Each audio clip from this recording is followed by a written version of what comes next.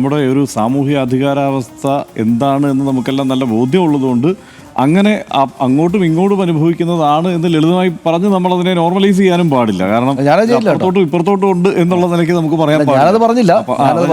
അപ്പോൾ ഇതിലെ ഒരു പ്രശ്നം എന്താണെന്ന് വെച്ച് കഴിഞ്ഞാൽ ഇതൊരു സൈക്കിൾ പോലെയാണ്.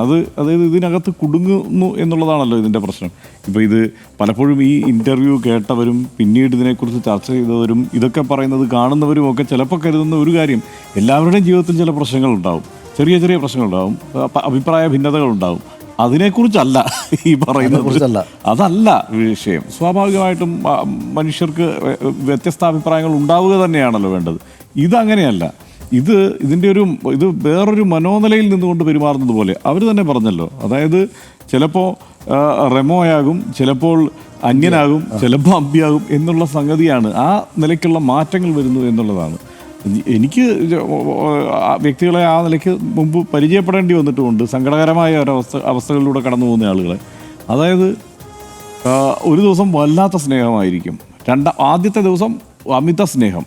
അതായത് ഒരു മനുഷ്യന് കൊടുക്കാവുന്നതിൻ്റെ പരമാവധി സ്നേഹം കൊടുക്കുന്നു. രണ്ടാമത്തെ ദിവസം എന്താണ് അടുത്ത അബ്യൂസ്, അതിൻ്റെ അടുത്ത ദിവസം കരച്ചിൽ, കാലുപിടുത്തം, വീണ്ടും അതിൻ്റെ അടുത്ത ദിവസം ഇതിങ്ങനെ ഒരു റൊട്ടേഷൻ, ഇതിങ്ങനെ സംഭവിച്ചുകൊണ്ടേയിരിക്കുന്നു എന്നുള്ള പ്രശ്നം. ഇത് മാത്രമല്ല കേട്ടോ, ഇതിൻ്റെ ഒരു ഭാവമാണ്.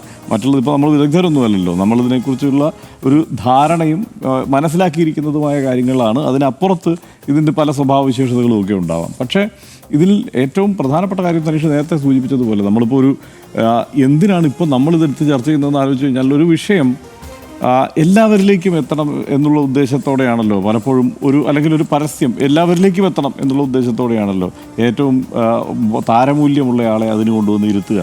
ഇത് ആ നിലയ്ക്ക് ഇത് നേരത്തെ മുതലേ ഒത്തിരി ഡോക്ടർമാരൊക്കെ പറഞ്ഞു പോകുന്ന കാര്യങ്ങളാണ്, ആ നിലയ്ക്ക് ചർച്ച ചെയ്യപ്പെടുന്ന കാര്യങ്ങളാണ്, സൈക്കോളജിസ്റ്റുകൾ പറയുന്നുണ്ട്. പക്ഷേ അത് ഇതുപോലെ ചർച്ചയായിട്ടില്ല ഒരിക്കലും.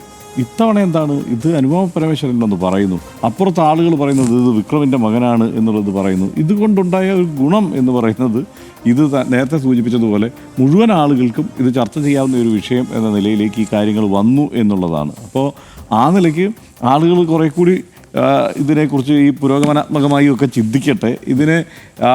ഇത് ആളുകൾക്ക്, പുരുഷന്മാർക്കും തിരിച്ചറിയാൻ, ഇതിപ്പോൾ പുരുഷന്മാരെയാണ് യഥാർത്ഥത്തിൽ ഇപ്പോൾ ഞാൻ വായിച്ച ഇതിലെല്ലാം കൂടുതൽ പുരുഷന്മാർക്കെതിരെയാണ് ഇത് ആരോപണം വരുന്നത്. ഞാൻ നേരത്തെ സൂചിപ്പിച്ച ഈ സാമൂഹ്യാധികാരാവസ്ഥ എന്താണ് എന്നുള്ളത് കൊണ്ട് തന്നെയാണ്, അതങ്ങനെയാണെന്നുള്ളതുകൊണ്ട്. അപ്പോൾ അവർക്കെല്ലാം രണ്ടാമതൊന്നും ചിന്തിക്കാൻ, ഞാനാണോ ഇത് എന്ന് ചിന്തിക്കാനുള്ള ഒരു അവസരം തന്നെയാണ് തീർച്ചയായും ഇത്.